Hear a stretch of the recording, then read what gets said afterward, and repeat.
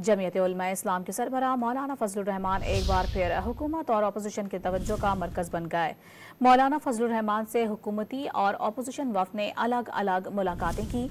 मौलाना फजलुर रहमान से मुलाकात करने वाले हुकूमती वफ़द में वज़ीर क़ानून आज़म नज़ीर तारड़ और वज़ीर दाखिला मोहसिन नकवी शामिल थे।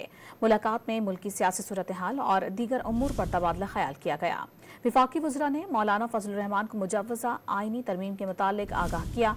मौलाना फजलुर रहमान की रिहाइशगाह पर हुकूमती वफ़द की मुलाकात के बाद PTI वफ़द पहुंच गया। PTI वफ़द की क़यादत chairman PTI barrister Gohar Khan ने की। वफ़द में असद कैसर, उमर अयूब, शिबली फराज और साहिबजादा हामिद रजा शामिल थे।